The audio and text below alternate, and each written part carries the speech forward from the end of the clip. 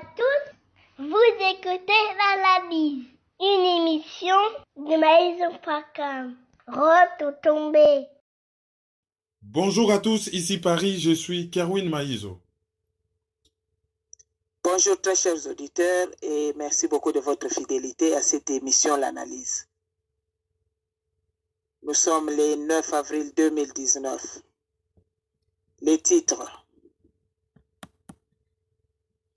Monsieur Félix Tshisekedi, le président de la République démocratique du Congo, a tenu des propos menaçants à l'encontre de monsieur Fayulu devant la presse congolaise à Washington, D.C.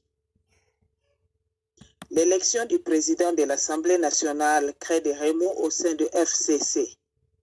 C'est notre page de divers qui va boucler cette édition. Bonjour Kerwin. Bonjour Sa Majesté la Reine des Ondes, bonjour à tous, merci d'être là pour nous écouter. Toujours dans le cadre de l'évaluation, il y a Mobembo Oyo, président RD Congo, M. Félix Tshisekedi Tshilombo, à Salaki en Amérique. Lelo toyo kozonga na volé ya conférence de presse Oyo, ya Salaki, liboso ya bandeko ya presse congolaise na Washington DC. Ochebiso na contexte et surtout eloko nini lobama kikuna. Avant de répondre à la question, on a signalé que na émission Oyo Lekaki, to présenter là qui ba condoléances na biso le plus attristé pour na liwa ya papa ya ndeko na biso Congo Lolendo.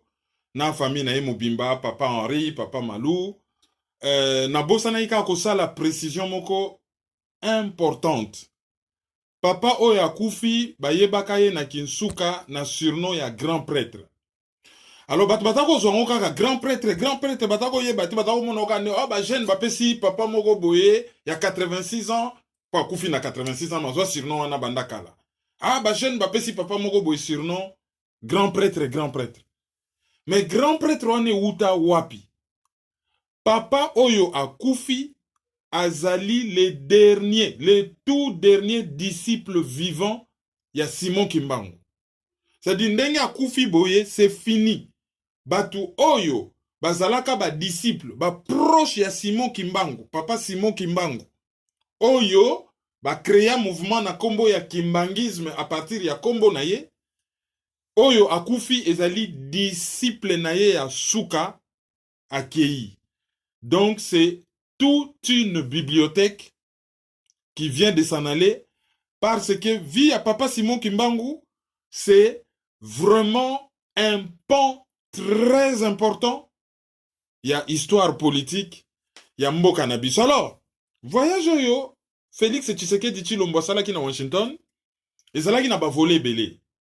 Tout ça là qui bilan na émission Outaki Koleka et ezalaki très difficile en 1 heure. D'ailleurs, tout ça l'effort to kondi cette émission mon pour tout ça là toujours ba 1h10. Tout ça l'effort to kondi ça. Mais en 1 heure, to kokite ko résumé 3 jours de voyage parce qu'il y avait beaucoup à dire.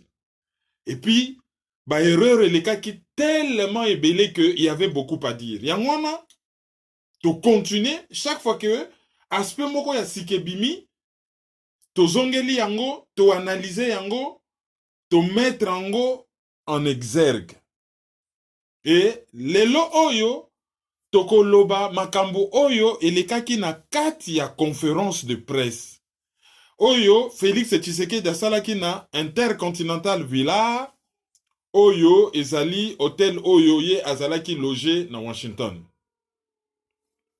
A sali conférence de presse, principalement devant la presse congolaise et la diaspora. Na moni ba confrère misusu ba sepeli ba lobi c'est la première fois que le président ya Congo a valorisé presse et la diaspora. Ce n'est pas faux. Mais to mi tout na question moko parce que l'analyse c'est le questionnement. Est-ce que ce qui Félix Tshisekedi azalaka élu, azalaka na légitimité populaire, peuple congolais a voté yé, sans que ça le procès d'intention? Est-ce que Alingaki a recevoir presse congolaise et diaspora? Parce que là, on a comme l'impression... Non, on ne crache pas sur l'acte qu'il a posé, hein, loin de là. Je parle d'une impression. On a comme l'impression que Azoluka a tellement légitimité que tout ce qui se présente à saisir. Ah bon? Awa ba snobe ngai, ba Trump, ngana ye, yaso yambana ye, soki mwasi opposant moko boye bon. Autant mieux que ta presse congolaise, bon, na yako solo la na bango. Et on a beau remarquer les rakutana qui n'a pas congolais. Yé moutaloba une émission, ce qui a 100 rivales, je me rappelle plus. Batuna ye makambu, batuna ye bazoloba na poto, a loba lobi, na landaka kutu émission wanati. Bazo reproché makambu batune balobaka ya lobi, na landaka kutu émission wanati. Makambu batuna ye balobaka, a landaka kutu émission wanati. Mais na Washington a lobi, moko soki na fandi bonazo yoka, ba analyse.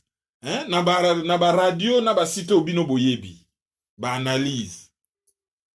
Moso bazo loba, ngana sekaka na ngai.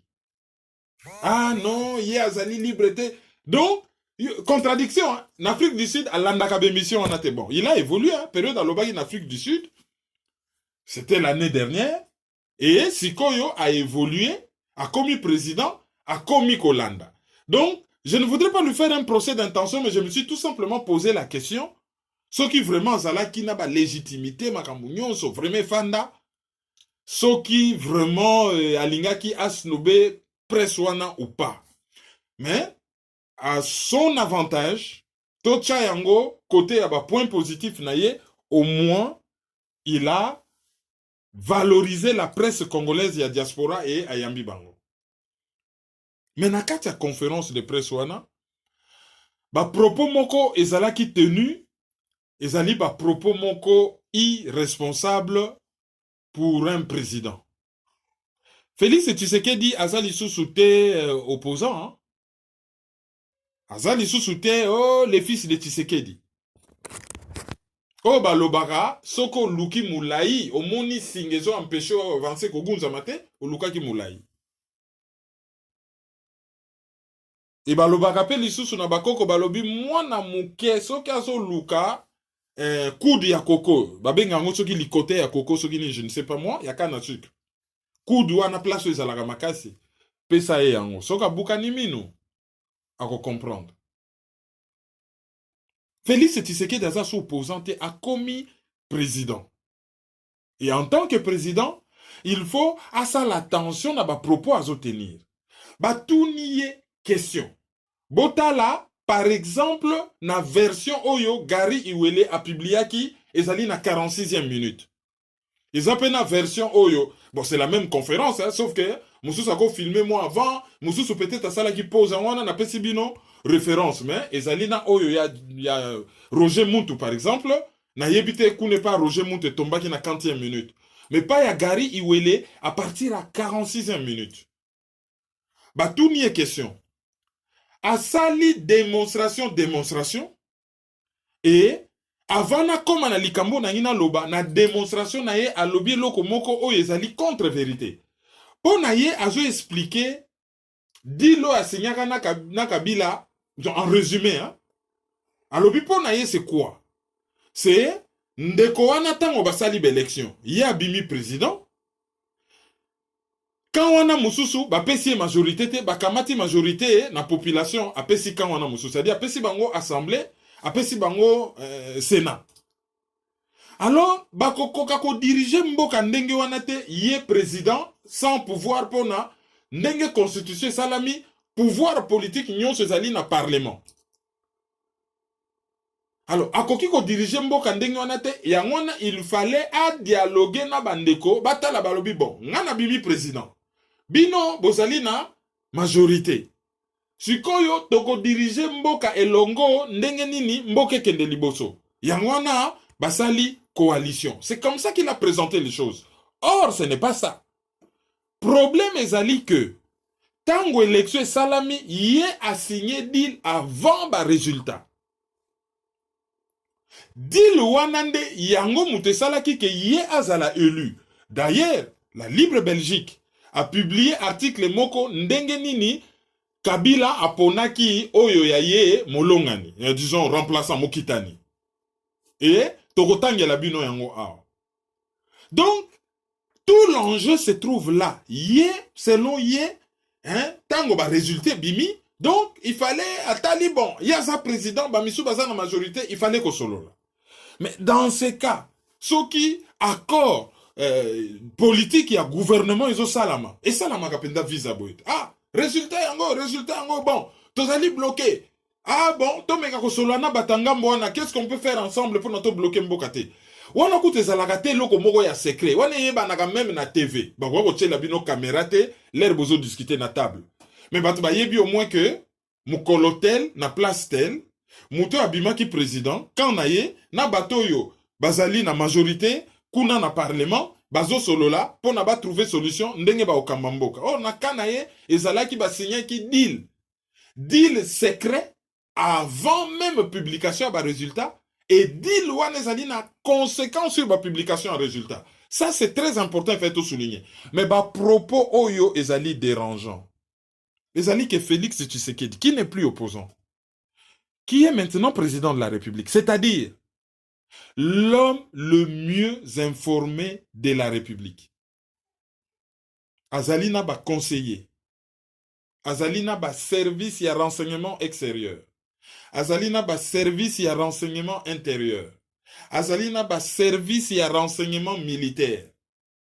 Et Azalina, même Oyo, na France, na ebite ndeni babenga ngo na Congo, mais l'équivalent, ya Oyo babengaka ba renseignements généraux.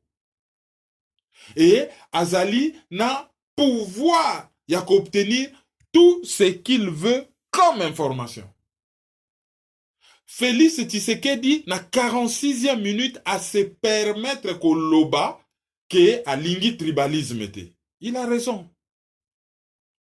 Ako Fayulu na batunaye, il faut batika tribalisme. Mukolo oyo ba vota kiye. Ba boma batuna ki quit. Tout simplement pour bazali même tribu que ye Félix Tshisekedi. C'est-à-dire Moulouba. Donc Félix Tshisekedi a lobby, ba bomaki ba luba na kikwit, po ye mutazalaki élu azali Moulouba, et batu ya Fayulu na ba ami ya Fayulu, hein? Donc batu ya Fayulu, par rapport na action na bango, maloba na bango et tout ça, et sali ke ba boma batu na kikwit. Et ba yaki ko répéter, na meeting na bango na Kinshasa, ba chanson moko ya mabe, Oyo ezalaki coïncité à la haine tribale. C'est très grave comme propos. Félix Tshisekedi ayebi ke likamwani za lokuta. Après publication ya ba résultat. Mubulu ebimi na Kikwit parce que batu ya Kikwit, et ce n'est pas qu'à Kikwit. Un peu partout na Congo, place au batbazo mona ke ba résultat wana ezali conformité na oyo bango bazalaki kozela, conformité na oyo ezalaki ko circuler, conformité na ba projection na masolo oyo bazalaki koyoke pa ya ba observateur. Batu batomboki balobia Seni a publié ba résultat ya malongate. Babimi na balabala bake kosala mobulu. Bake kosala mobulu po na nini? Bake kosala mobulu pardon. Bake ko manifester. Bake ko manifester po na nini? Bake ko manifester te po muto ya bimi président Zali Moulouba. Mais bake ko manifester po selon bango mutu oyo abimi président ezali mutu oyo bango population ba pona kite. Population qui quitte kakate. Quand on dit élection, suffrage, disons, circonscription électorale, il y a élection présidentielle, les ali mboka mobimba. C'est-à-dire que chaque électeur na coin nae, azali na ressenti. Oyo batba santaki na kikwit, c'était aussi valable na ba coin misusu oyo, bazomona ke, ba votaki Félix Tshisekedi te. Alors, soki na kin, na mbujimai oyo, ba votaki ye, batba protestaki te. Ce n'est pas le cas na Mbandaka, ce n'est pas le cas na Kisangani, ce n'est pas le cas na Katanga, ce n'est pas le cas na Grand Kivu, par exemple.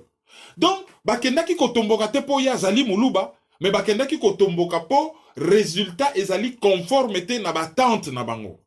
Et région militaire à Kikwito ezalaka dirigée par ba Rwandais, ba réprimer population, il y a eu des morts.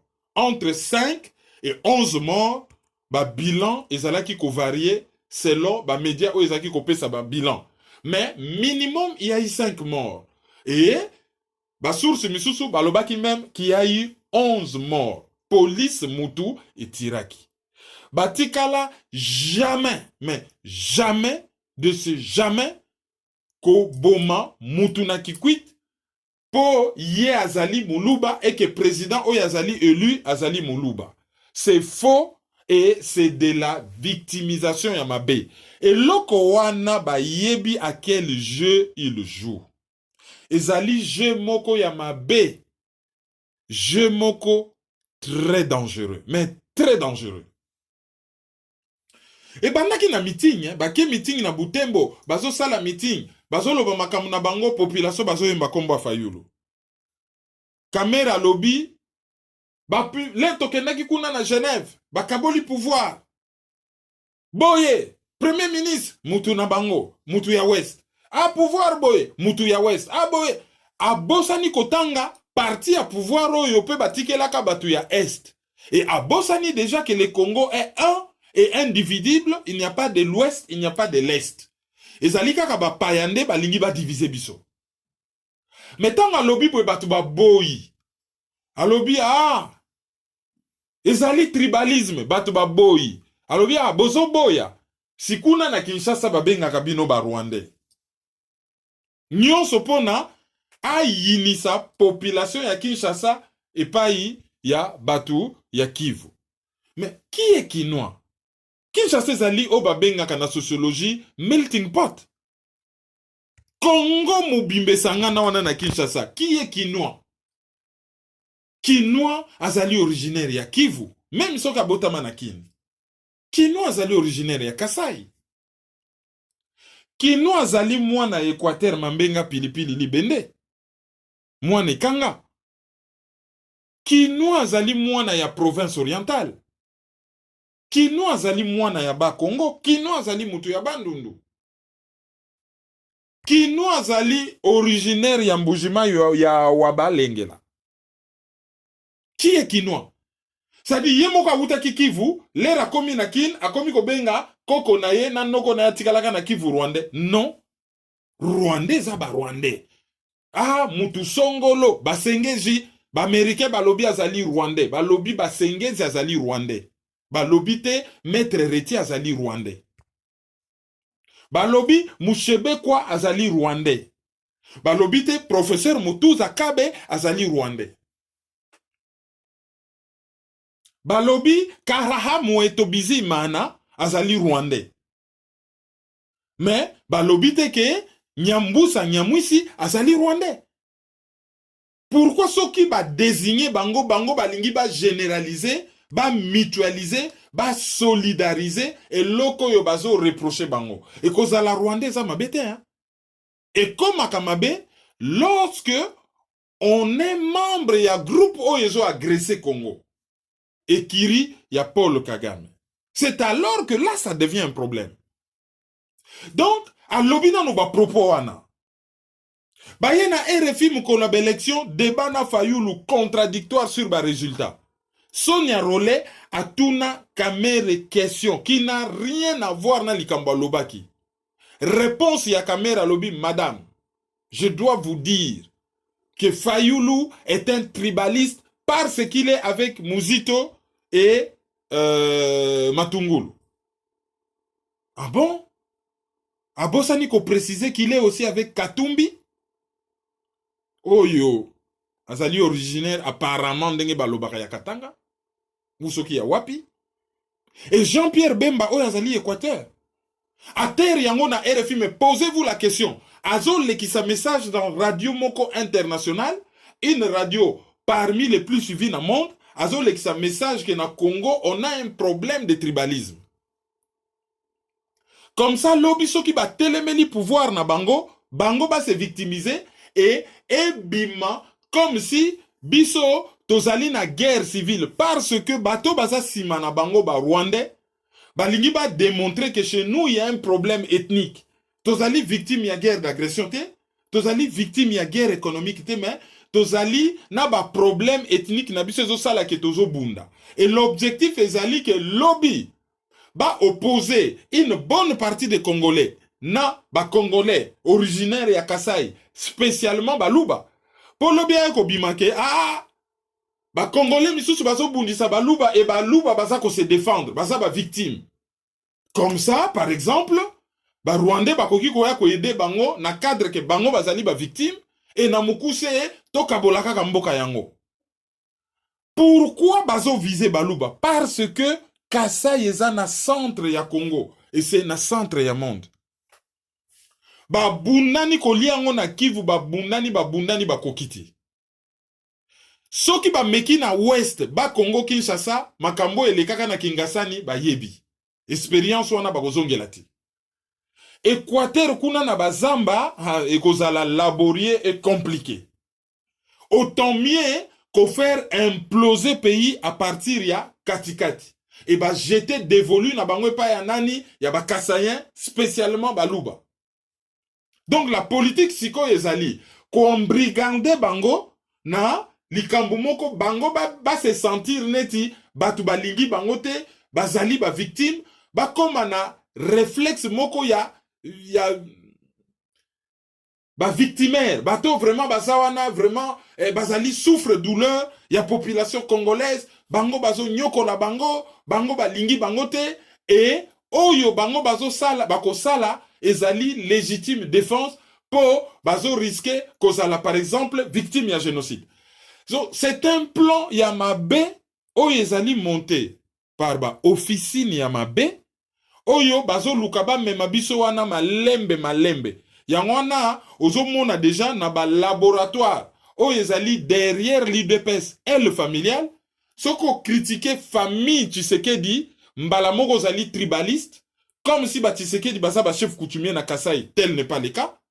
Comme si Tshisekedi c'est une tribu congolaise, tel n'est pas le cas. Et ba Luba ce n'est même pas une tribu, c'est un groupe linguistique national.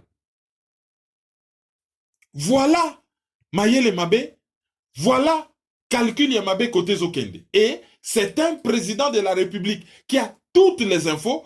Oya yebi ke likambwa kikuitwane za lokuta. Société civile a kikuita sa témoigna ke za lokuta.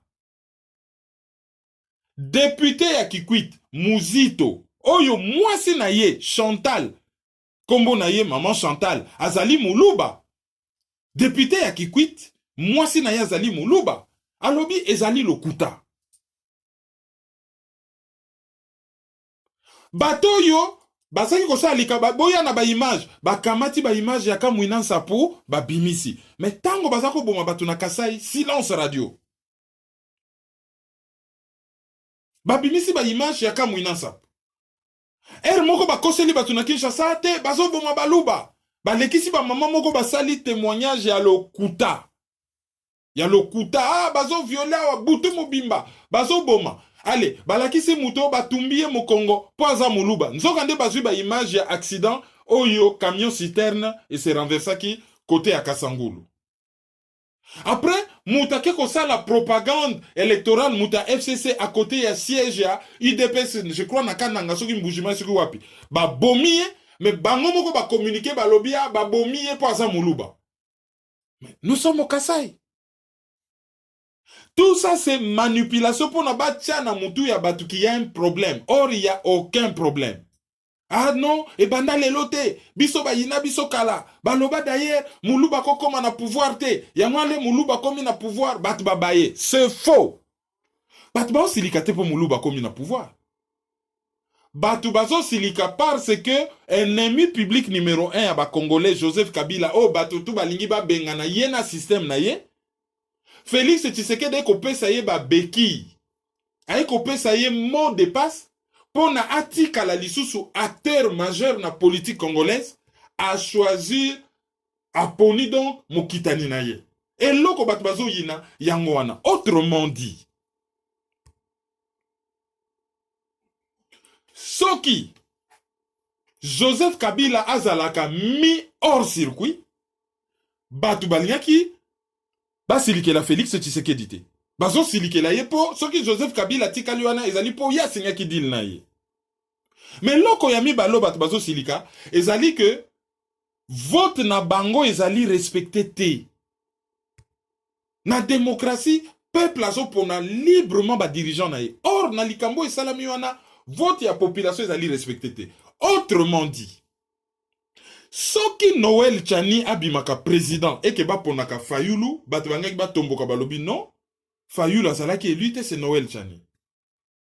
Soki Yves Mpunga azalaka élu et que ba proclamer 7 kikuni, batu bangaki ba sika balobi non. Biso toponaki 7 kikuni te toponaki Yves Mpunga. Pourquoi bozo publier 7 kikuni? Langue na bango, dialecte na bango, village na bango zo kontete du moment que baza ba congolais. Soki Félix Tshisekedi abimaki président et que ba proclamer Fayulu. Tolinga ki to silika tolobi non, c'est pas ça. D'abord l'élection on a processus biaisé, il fallait même pas y participer. Mais na katia processus biaisé wana mutabimi président Tshisekedi déjà Fayulu te. Pourquoi bobimi si Fayulu bati balinga ki batomboka? Bati balinga baloba te ke o bazo tomboka parce que Fayulu aza mombala soki nini? Non. Langue à part, bato baza na logiciel tribal o bamonaka tribu partout. Bato bazo silika kaka deux choses. De un, avoir coopéré avec l'ennemi public numéro 1.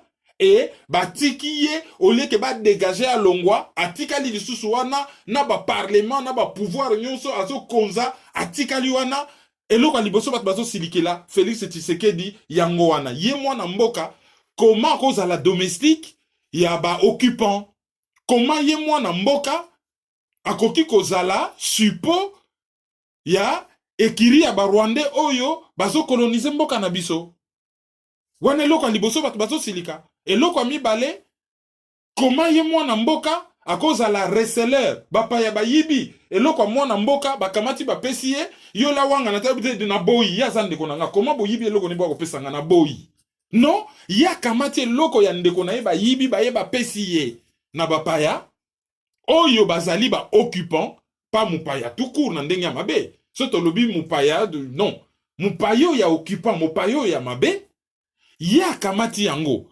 Qu'est-ce que ça a à voir avec sa tribu et sa dialecte? Et bana mboka ba jeune, bokoti ne loko wana. Likambo ya muluba kozwaka pouvoir te, botuna ba belge. Botanga histoire ya mboka wana banda 1960-65, il s'est passé des choses. Ba belge ba poni, pona kosala sécession ko kabola mboka wana ba poni, muluba, na Kasai, Kalonji, muluba kati na Katanga Tchombe. Et na Kasai, Kalonji aidé par Monseigneur Malula, oyo azalaki côté ya na l'église contre Lumumba. Ah, alinga ye la batu, laïcité awa, azali moto ya satana, boye na boye. Et Tshisekedi, comment qui s'appelait, je crois, en Congolo. Tous ces groupes-là, mabe et salamaka période wana, yangwana batu balobaka, Muluba akozwaka pouvoir te. C'était par rapport na contexte de l'époque. Lelo oyo, ba propos wana, ça n'a pas de sens, ça n'a pas lieu d'être. Muluba za congolais, c'est son pays, soka za compétent, ako kamata mboka wana, ako diriger yango en bon père de famille, ça n'a rien à voir. Alors, ce qui est azali nommé, ce qui est azali Bizimungu, a traîné pays Mubimbate, dans une manipulation, on met Félix Tshisekedi au défi. Azana aner, azana ba service, a ramené ba image. Que babomaki batunaki kwit po bazali baluba. Et en tant que président de la République, conformément à la Constitution, na lobi na a violé mes côté. Autrement dit, nazali na koloba que procureur a ça la banquette. Et va traduire en justice, bato bakufaki. Posez-vous la question. Na Luebo, vasali inceste, na meurtre public, justice populaire. Félix Tshisekedi, bouche bée, motus et bouche cousue. Kimia a lobby logoti. Ba bomi chef kamouinan sapou, et ba massacre salami. Batu ba se retrouver na Angola, batu ba se retrouver na Idiofa, na Gungu, ti na Kikwit. Une vraie catastrophe humaine. Ba bimisa ba kakata katanga soki Gédéon Kingu na Boloko. Ba rapport misusu kute lobake ba avion zo mema batu banana katanga ti na Kasai. Et les Congolais debout à syndicat de Koloba lobby, tango ba yambi batu na ngambo ya Angola, ba lobby ba kamwina sa pongo bazo loba Swahili. Félix Tshisekedi n'a jamais fait une quelconque déclaration. Silence. Même pas voyage à Pamba, Italie. Ndenge tozo lobaboy, là, tozo sa l'analyse. Moins d'une semaine, 57 femmes bazala qui violées. Bola na benfo ya RFI lelo na Tongo. Na Beni. Toyoki déclaration na yete. Soka sali yango c'est sous les boissons. Oh ba lobaka penza là que whisper, on dira zo mire. Toyoki lokote. Massacre salami juste à côté à Kinshasa on a Yumbi.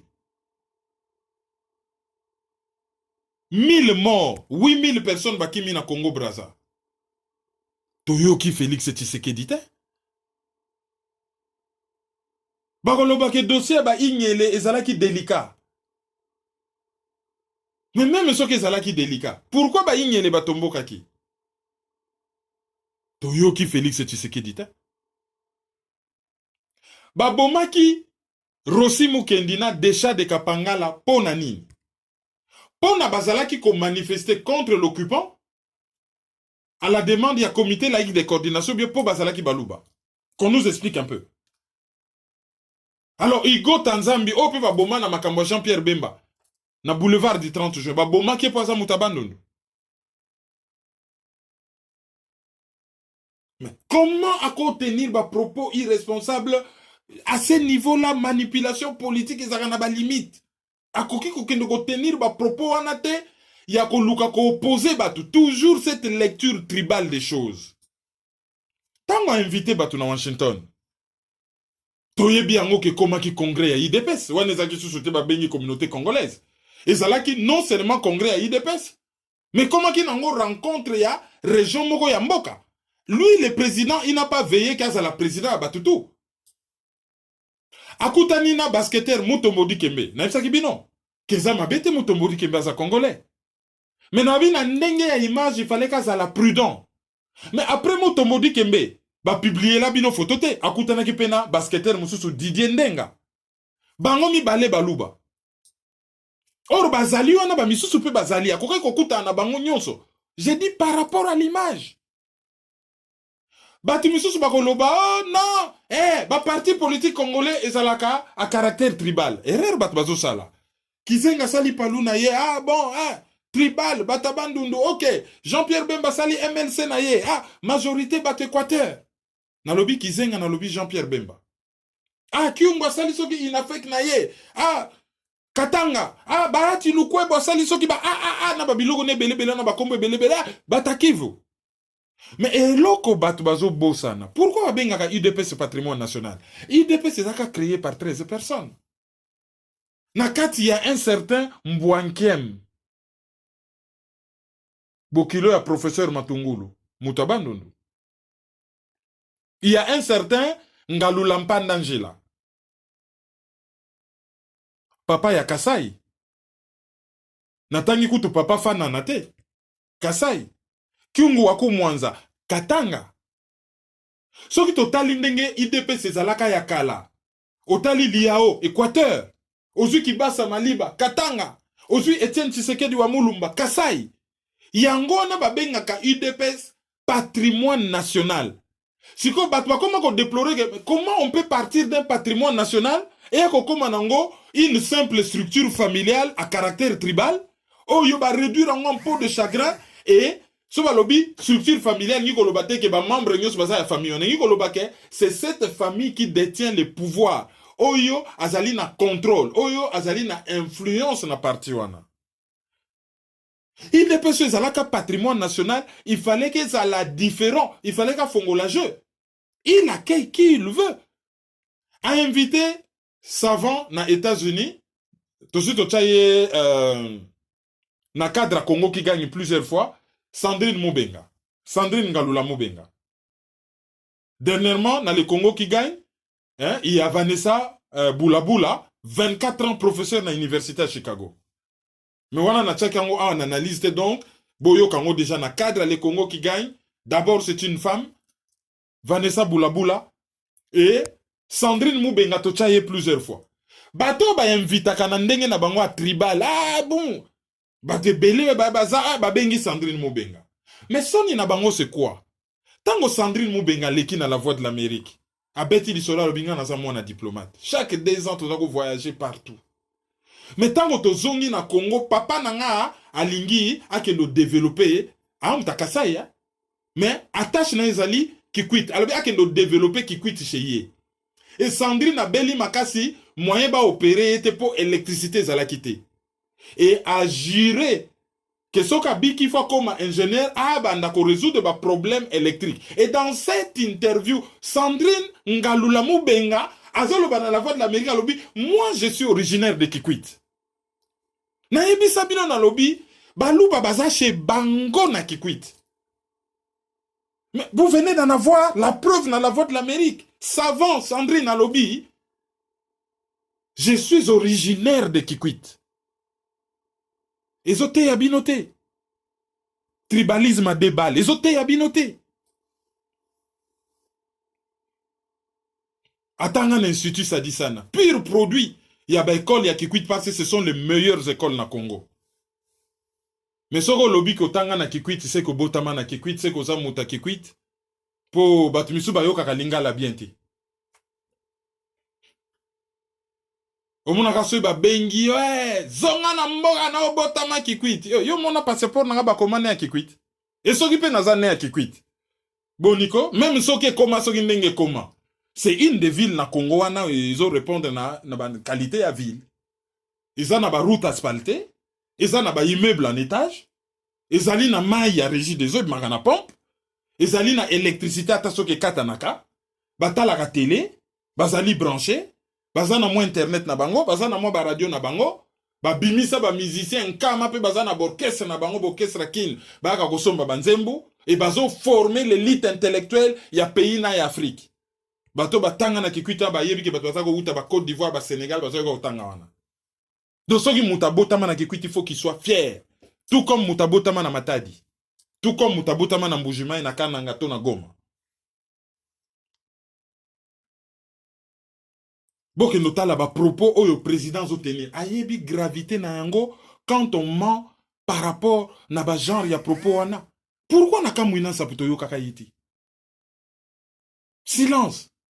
Pourquoi ba komo bimisa kaka Kikwit? Siko l'air bata Fayulu bazo yemba, Fayulu a commis responsable. Oyo full ezo yemba. Mais tango bato IDPS ba yemba ka certaines choses. Yazala ka responsable banzemo na bango. Baya ko beta rocket wana na siège à IDPS bato ba kufa to mona ba image ya moni. Beaucoup de choses ont été dites. Oh to koko vérifier te. Oh ya recevoir ka mail akima. Oh boy, non, to yebite. Ba beta rocket wana bato ba beta rocket ba komi ba partenaire na ye ba komi ba santu. Bata Kikwit ba bomi na bango mutute tala lisolo ezali Tshisekedi n'a pas été élu. Et lisolo fo ba beta wana est-ce que ozala ki élu okoma ki wana ndengeni. Alors, pona d'ailleurs kolakisa là où se trouve le vrai problème, tokotange labino article RDC la semaine où Kabila a choisi son, entre guillemets, président. Ils allaient article le 7 avril, Hubert Leclerc, la Libre Belgique. Abandina Nouna, les coulisses de son élection. Depuis la fin du mois de janvier, nous avons pu rencontrer, nous entretenir avec de nombreux acteurs de la scène politique congolaise et internationale.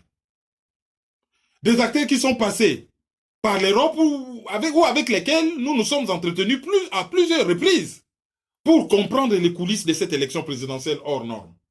Donc, journaliste a pesina nous, source naïe, mais a cité Bangote. Alors, depuis le 2 janvier, tous les voyants indiquaient que le vainqueur de cette scrutin présidentielle était connu et disposait d'une belle marge d'avance sur ses concurrents. Donc, depuis le 2 janvier, l'élection Salami le 30 décembre, déjà bat bayebaki nani aganyaki et mutango azalaki na ka bakata na avance et batutu bayebaki kezandenge wana. Mais lelo oyo amnésie, c'est-à-dire kobosa na moko ya bizarre sélective, hein, et comme ko frapper batu misu ba komo sala neti ba komo bosa na ke bango bayebite nani aganyaki ba élection. Ba misusu bazui ba valeur na bango honnêteté. Oh yebi ke non ko yibelo ko muninga te, likamusu ezali boloba bosolo. Ba misusu kutu ba valeur na bango croix akamati ba valeur na ye honnêteté na ye atie na ye na poche. Et ba misusu bazali ko se complaire na mascarade wana. Ba misusu bandimi na bango ba yebi ke za mascarade bandimi. Alors la libre Belgique azongaki pona yeba likamunini elekaki. Alors na mukuse la pluie s'est abattue sur Kinshasa le 30 décembre dernier.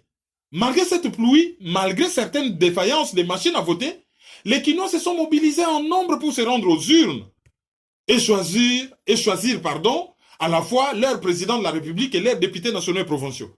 Malgré que Mboule ezalaki ba Kino babima kebele pour bakende ko voter.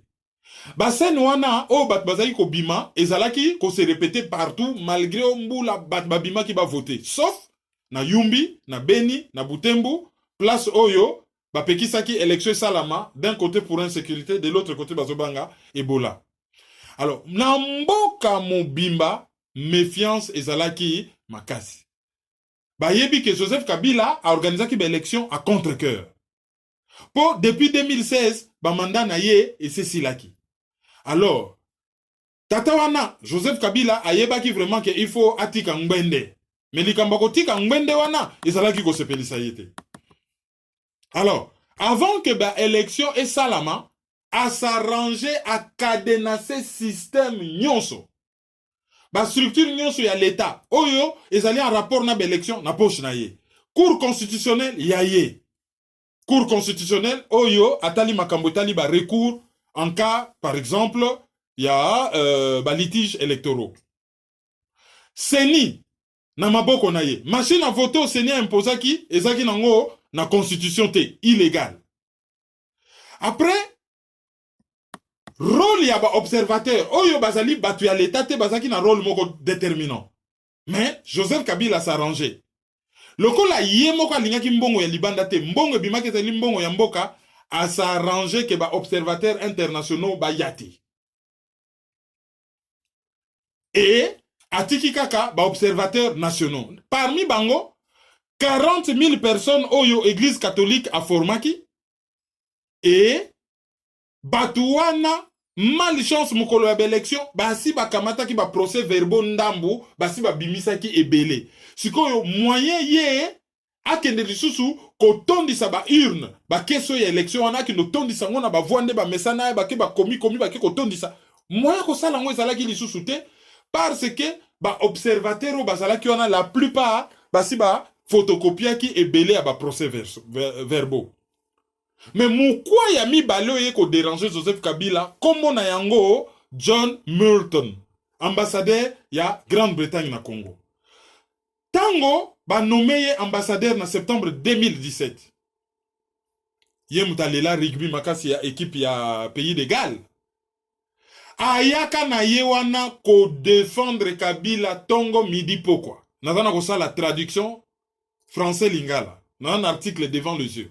Donc, oh, nyonso nazolo bana lingala nazana ko tanga et nazana ko traduire. Na pesibino titre et article, boluke on a Google, bokomona ke nazo sa la traduction. Et boyebi traduction zali mot à moti. Tozo traduire ba concept. Mais to coller le plus possible na traduction. Donc, ambassadeur wana John Milton, azalaki tellement ko défendre Kabila ke, aye ko se retrouver les seuls diplomates occidentaux oyo, batinda kiye, akende ko surveiller, ba élection pour baza na confiance na yazo défendre Kabila. Mais bacheye wapi? Bacheye na Gombe. Oyo ambassadeur à France abengaka République de la Gombe. Po ba yebi ke kuna loko leza batambongo bato ba bénéficier na système ya Kabila, peut-être koto kuna ba ko voter Kabila et ya ko lobaka ba votaki Kabila. Donc l'air batindi kuna na Gombe na équipe na ye. Oyo bazali rôder na makambu ya observation à élection. À qu'on se rendre compte que même na Gombe, lamuka azalaki vraiment mupepezo tindika ye kaka le liboso. Alors, le 2 janvier, tango ba chiffre et comme kokena ba centre ya compilation, ba yoki kaka o kombo ya Fayulu, Fayulu, kombo ya Fayulu kakizoya, kombo ya Fayulu. Mbala moko ba tweet et comme koleka, ba tu as instance régionale, Union africaine, tout ça, ba comprendre que likambozo leka, ba komi déjà koyebisa ba congolais que résultat wo boko publier ezala conforme na oyo biso tozomona ndenge peuple a voté. Alors, ba évêque congolais ba bandi ko communiquer par rapport na ba résultat. Mais sans kotanga kombo, ba komika koloba ke muto ya kolonga avance ezali tellement makasi ke muto azoya simana ye et komi impossible ba rattraper ye. L'air Joseph Kabila moni ke ezala ko yinda ale ba lieutenant na ye ba bimisi bazuka. Ba bandi mbala moko ko tirer sur Senko, Église catholique, oh yokuta tangi na ekombo ya mutute, ba komi ko tirer sur ye à boulet rouge. Alors, tango situation komi yombe mbala moko, Kengo Wadondo a koti na piste. Alobi, kosolisa batu ya Kabila, na Église catholique, c'est impossible. Alors, a ko expliquer Kabila alobi, ceux qui ont imposé Shadari et Kosimbate. Azali beaucoup trop na sima makasi par rapport na muto a gagné. Soko meke ko simbate. Soko lingi ocha Shadari e ko senga ke o tela ye ba voix tellement ebele to ya participation ezali faible oza na place ni to koki ko yiba po tela ye e ko senga 5 à 6 millions de voix, c'est très compliqué. Kabila boy. Alobi va déclarer Shadari vainqueur malgré que Fayulu muta gagné. Après, Kengo Wadondo a benani. Malgré que, bah, signaki quand même un contrat, Kengo Wadondo na Kabila devant Némi Mulania, Chibanda na Ruberwa. Alors, Kengo Wadondo, Bolimbisi, donc, Mouta signaki contrat na Joseph Kabila et Zalaki Shadari. Et asignaki yango devant Nemi Mulanya Chibandana Ruberwa. Alors, l'air Kengo Wadondo a yé. L'air a expliqué Kabila. Kabila a boyi.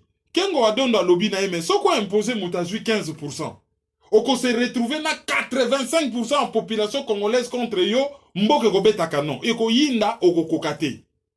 Tika. Donc, le 3 janvier n'a pas quoi. Shadari azo préparé fête na yeke a gagné. Pour Kabila yebisa ke basigna ki contrat ke yemta ko gagné. Azo préparé fête. A commandé Masanga pour $125,000 na brasserie moko ya Kinshasa. Tango Kengo a bimi kune pa ya Joseph Kabila, mbala moko ba bengi Shadari balobi annulé commande ya Masanga wana. Alors, tango président ni responsable ya brasserie aye pa ya Shadari ba yebisi kaka commande ezali annulé. Mais alors, les ba annulé commande. Le 4 janvier, Kabila bengi Madame Zerougui, Oyazali, représentante spéciale à secrétaire général des Nations Unies, ça dit mon congé à MONUSCO, a bengi a lobby kende kokutana na Fayulu. Et, Bosolola.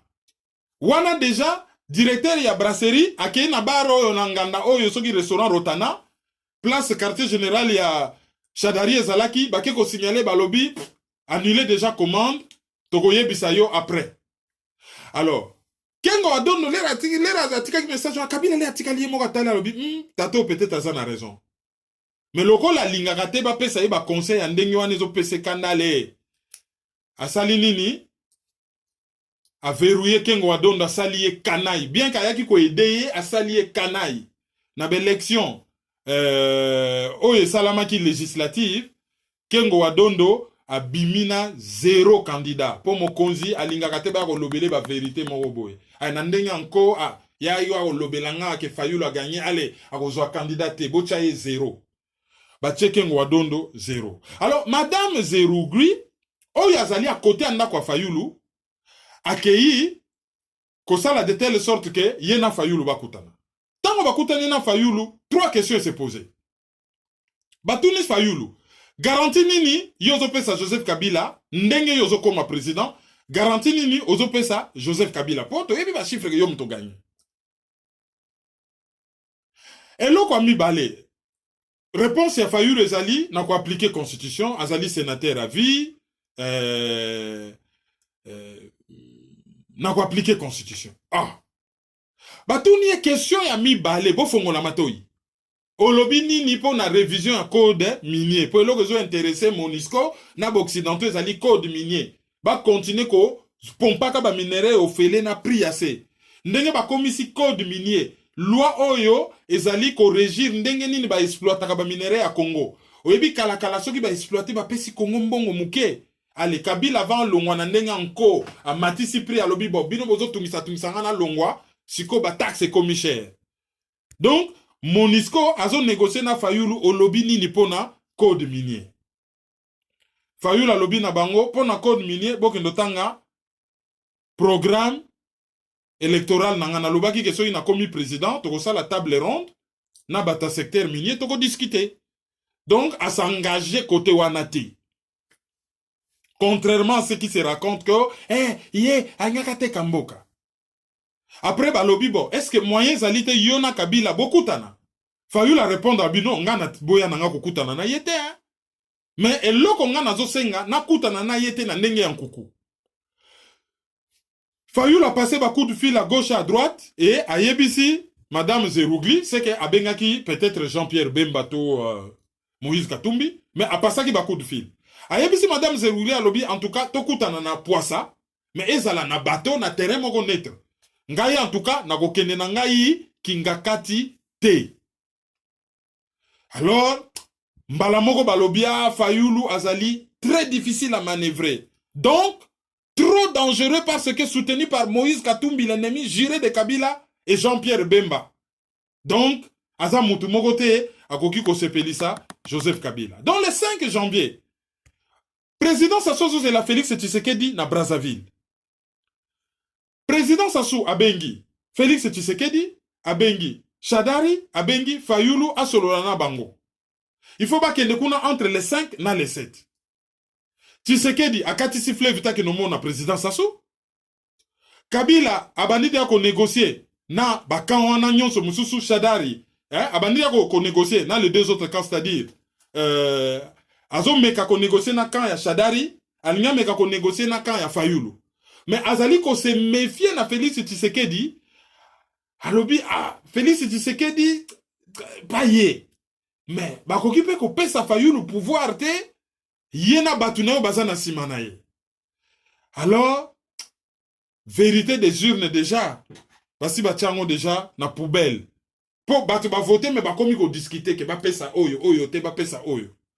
Alors, le 5 janvier, Kabila akutana ba généraux. Ba généraux ba proposer balbi Tshisekedi. Général Numbi en tête. Mais non, balobi, général babi, Tshisekedi, mais général Numbi, alobi sa solution malamuti. A sepen la solution wanate. Bamisusu balobi, mais, alors, dans ce cas, Botia Shadari président, Tshisekedi premier ministre. Comme ça, eko sala bien et eko gérer violence. Shadari président, Tshisekedi premier ministre. Alors, yebisi Numbi, yom tozo super na Tshisekedi te, kende ko solola na Fayulu. Oyoka, Ye Fayulu a lobini. Donc les 6 bazos est là, Fayulu na Braza, et Fayulu a décidé à kokel na Braza que nous solo là, na président Sassou. Général Numbi a insisté bakutana na Fayulu, mais Fayulu a yo quitté à Katisi fleuve. Donc, le col a Katisa qui fleuve, balobi bon, le col ok Braza, bisoto solo lasko bien na Tshisekedi. Donc, les 7, Martin Fayulu, les Raouti Braza, il faut mon à Madame Zerougli. Nanda kuna yekuna na Gombe à côté hôtel du fleuve Congo donc bazo bengango tour Kempiski po hôtel du fleuve ezali groupe hôtelière suisse ba bengaka Kempiski.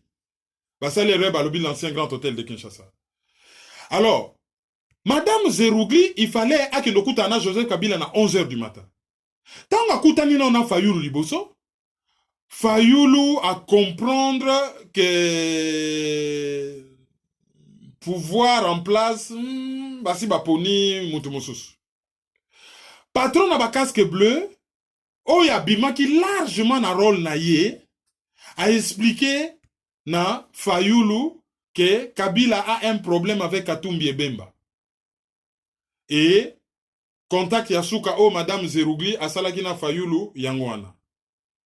Pour na candidat ya Lamuka la Mesedit Biliaki Bikoki.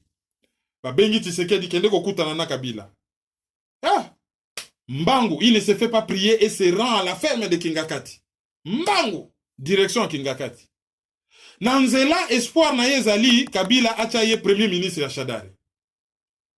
Mais tango abimi kuna Cléon Basololi na Kabila abima vraiment sur dans la peau d'un potentiel président. Donc Kabila fait comprendre que non, le président est aux alayo. Alors etikali kaka ba signer accord entre clan ya Félix Tshisekedi na clan ya Joseph Kabila par rapport ba résultat na mai. Allez, ba ko signer otozo benga deal. Alors, lokola texte ezalaka nango déjà basi ba komango depuis mois ya août. Pona ko sceller union libala entre Kabila na Shadari. Bon, ba revoir ango kaka na place a kombo Shadari. Okani bazala bataki Kabila na Shadari na place a Shadari ba Tshisekedi ba modifier texte ba bongisi ango, hein, et s'adapter sikoyo na Tshisekedi ba longo la kombo ya Shadari.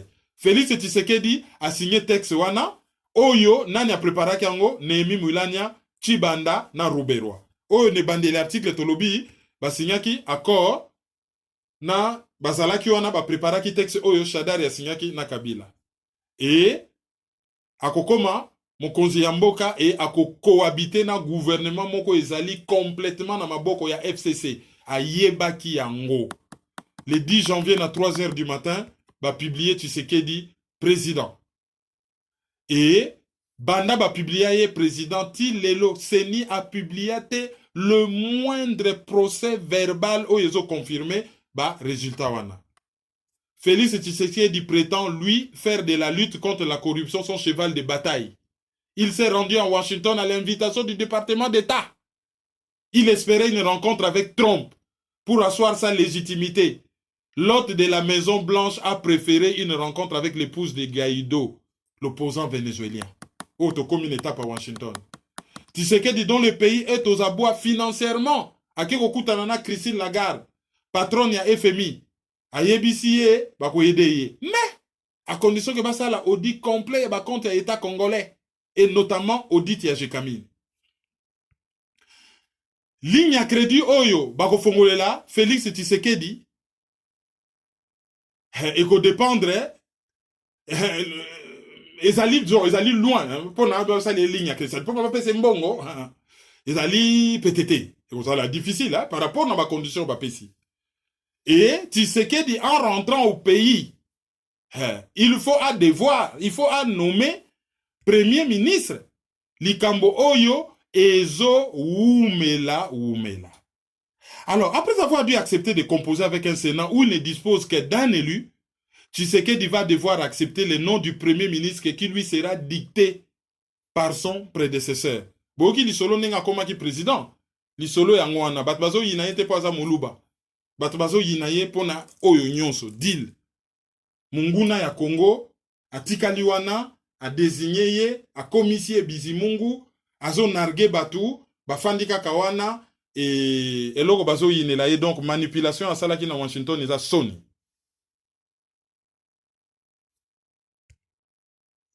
Toujours na dossier ya conférence de presse à salaki na Washington DC et abimisaki maluba moko oyo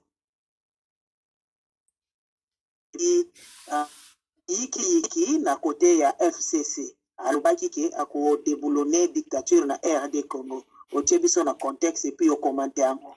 Alobaki ako déboulonner dictature. Pas ako déviser, ako déboulonner. N'analyse elekaki na epsa bino ke asololaki na John Bolton. Oyo bango basololaki muta yebiti.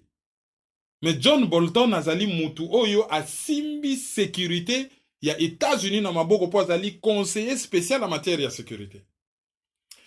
L'era sali ba déclaration wana poto yebi na signalaki bino na lobby États-Unis ndenge bazozongela Congo flatterie zate po balingi Congo. Ezali po Congo bango ba monela Congo akomi ko baluka na Chine. bango bazo sepelate yango wana oumela na mwasi obalaka ye te azwi mutu na ye mosusu azotondisela ye bakado mbala moko oyo ye na baga mariage o yaka eloko États-Unis azosala eza te mpo alingi Congo bazovise Chine lera asali badéclaration wana direct FCC basaleli ye communiqué hein?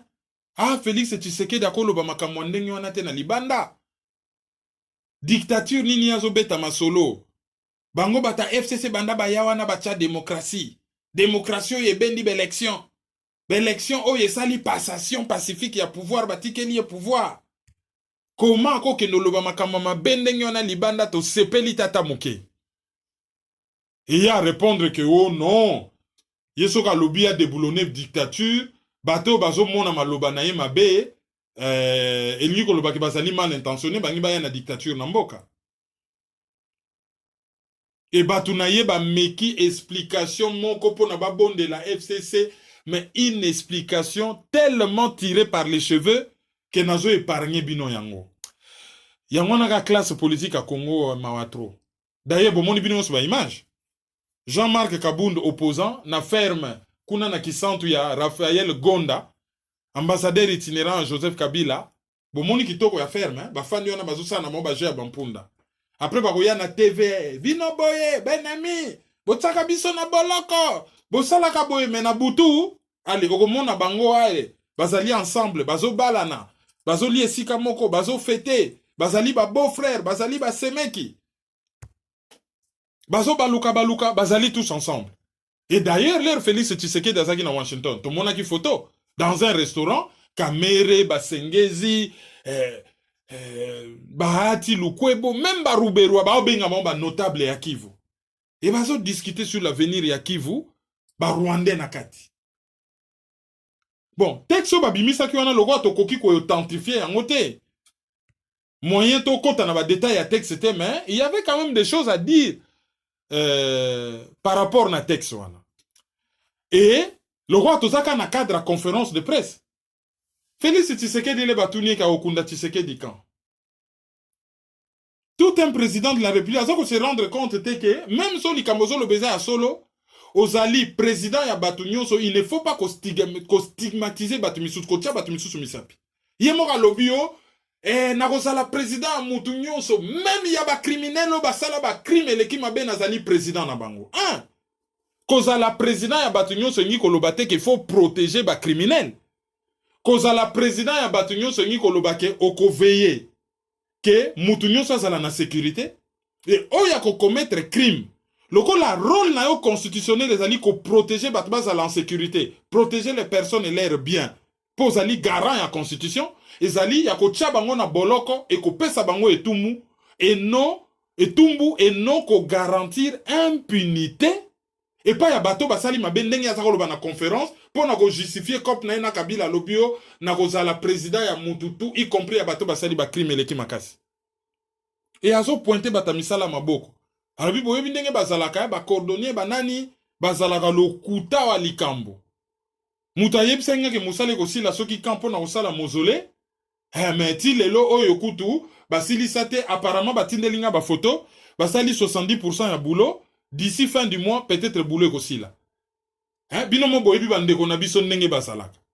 Mais ba photo biso to monye na kinkole apesi na no programme na yetu ya kotambola na TV. Mais bato to moni na kinkole bazana mito ba congolais te hein. Donc batango ba kumisaka ke bango pende bato bazo binisa ye pona muzole. Et puis muzole wana ba congolais ba ko sala ngo bazala kite. Bato il fallait ba sala muzole sa bato to moni wana to yebi nationalité na bango te. Mais bazali bato na biso te. Donc bato ya za ko loba wana anga bamba neti bandeko na biso. Ah bango ba respectaka maloba te mais to ki ko mona bato ya zo travailler na bango. Toko mona bato yazo travailler na bango. Et puis à propos de respecter maloba, ye Félix Tshisekedi li loba nini ya loba oya sa respecta. Ibiza ba wangana. Saint Raphaël ba wangana. Oh na tushaka mbongo na parlement te. Après eko bimaka tushaka. Oh atinda mbongo na électorat na ye na kabe yaka mwanga. Preuve ezati. Li loba nini oya sa loba oyo ke ya tosa. Pona appointer batumisu na musapi. Ezali imprudent. Alors na yebi sakabino ke na Washington wana ba kolokota ba memo na poubelle. Obi ka ndeto lobaka boye ba camarade na Washington bakei na ba poubelle hôtel villa ba lokoti ba memo na ba carte de visite na ndenge koloka tala ba memo na bino bopesa ke bele ba bwaka yango tala ba lokoti yango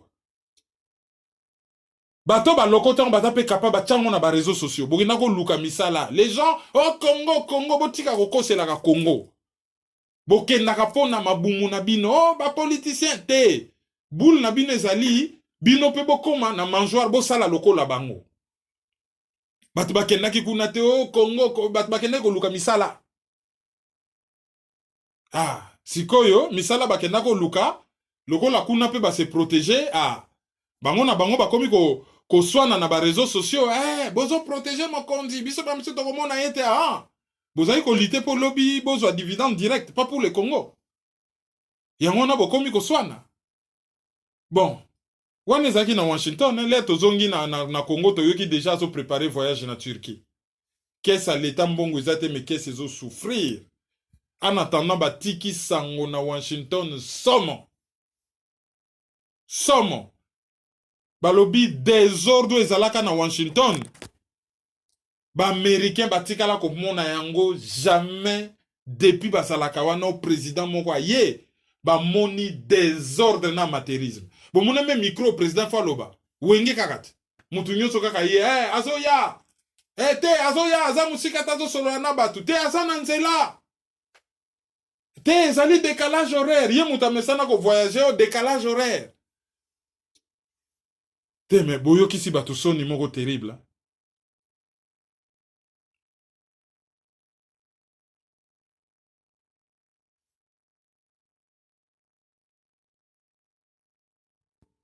toleki sikoyo na sujet ya élection ya président assemblée nationale oyo ezocréé baremu na FCC.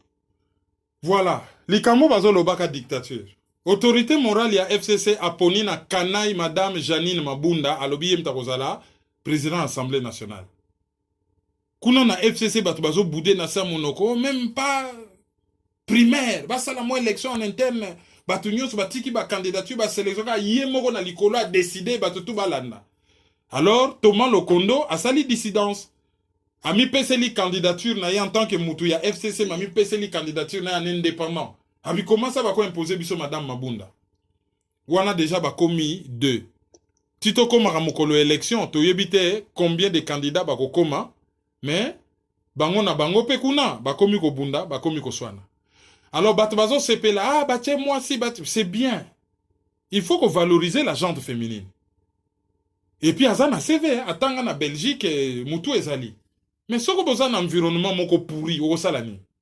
Boyebi azaka ministre à portefeuille, boyebi bilan na ye.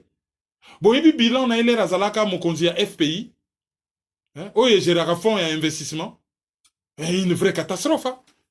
Alors, tout ça, comme tout dans le parlement, ce que vous avez po batukaka azali mwasi bravo oui mais azali mwasi mais bilan na eza catastrophique alors donc quand on a bakomi ko soit na bango tandis que côté ba gouverneur pesa na koyinda na kini débat eza makasi bato IDPS basala ki commission de discipline na bango bake koyoka na kuna basololi basengani ba pardon o mbaloyo bosala tout IDPS pe azwa quelque poste ba gouverneur sauf que l'air mutako indo voter a ko voter en secret.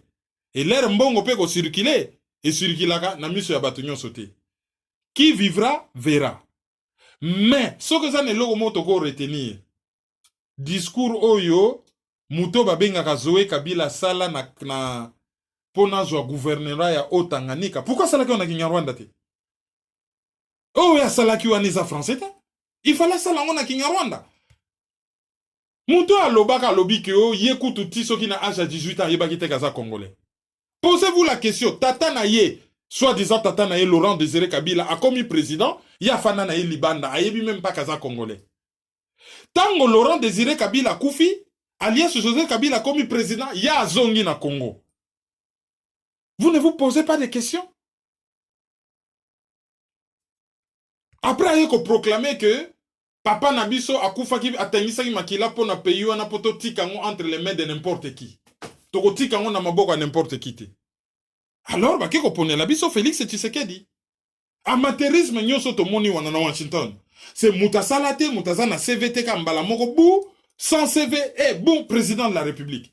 Amateurisme, mango, tout le monde est dans Washington.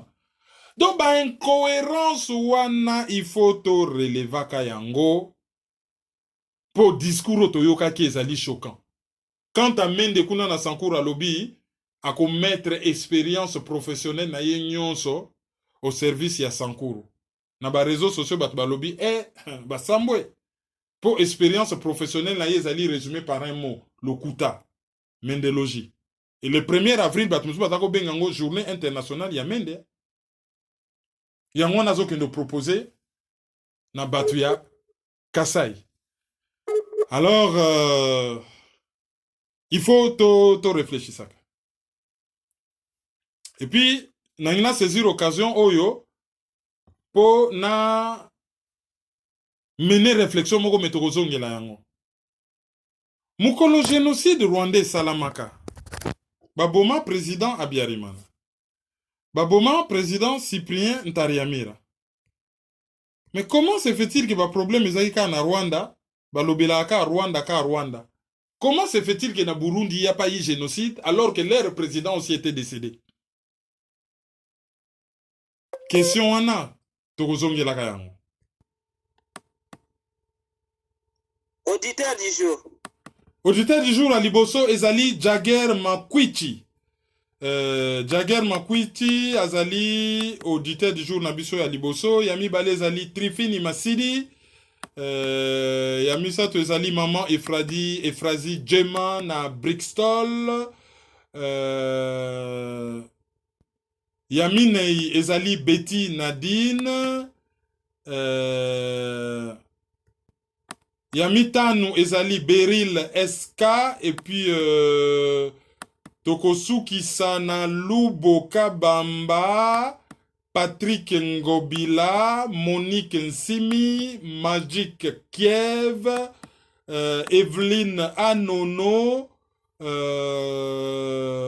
Lilou Luli, Nananzuzi Mafuala, et puis Will Mise Joel. Wana ezali ba auditeur du jour Nabiso Yalelo. Toleki na ba communiqué. Communiqué le 18 mai na Birmingham, conférence moko munene eko salama, ba affiche ça déjà na Facebook. Tokozongela yango le moment venu. Wana le 18 mai na Birmingham.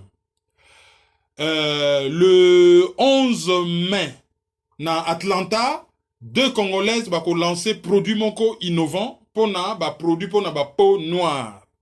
Tokozongela bino le moment venu parce que tokoza en Atlanta. Le 29 juin, deux associations congolaises, Oyo, Rafa, pour na drépanocytaire, bazan événement mounene na Bal, et puis, ezali na association culturelle, moko na Milouze, puis bazali événement, tokozonge la yango, le moment venu. Alors, tolingito bandako sala ba cours ya anglais, ya anglais spécialisé pour na ba conférence, do ba oyo nyos balingi ko financer yango, PayPal na biso ezali, maizo@hotmail.com. Tozali na ba livre stratégie du chaos ya Patrick Mbeko. Mutu oyo atuna kibiso ba coordonné pour na ouvrage dictionnaire ya ba artiste congolais. Toya nango na analyse ezoya. Donc tozali na ba stratégie du chaos, donc bo commander ceux qui bozali surtout na région parisienne. Même aussi ka tokotinda yango na poste et on va faire le plus vite possible. Alors, bolanda biso na ba média bo mesana kolanda CP la TV, Débriefing Media Channel, ccdp-rdc.com ou bien na maizo.com. Voilà, to komi na suka analyse mkola lelo. Te remercier bino mingi ndenge bolanda kibiso. Et merci mingi vraiment pour la fidélité na bino. To kutana mbala koya. Merci, au revoir. Merci, au revoir. C'est Dadadi. Merci beaucoup. Merci beaucoup. Merci beaucoup pour tous les enfants.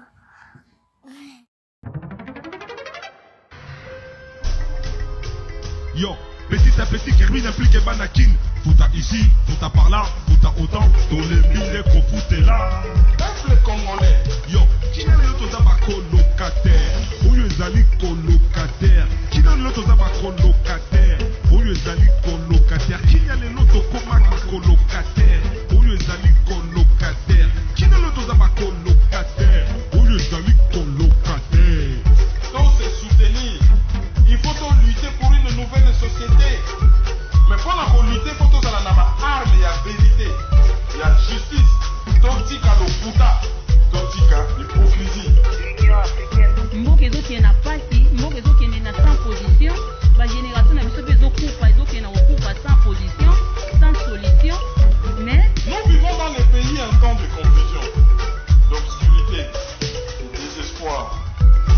savons qu'au plus profond de la nuit, l'aurore pointe déjà à l'horizon.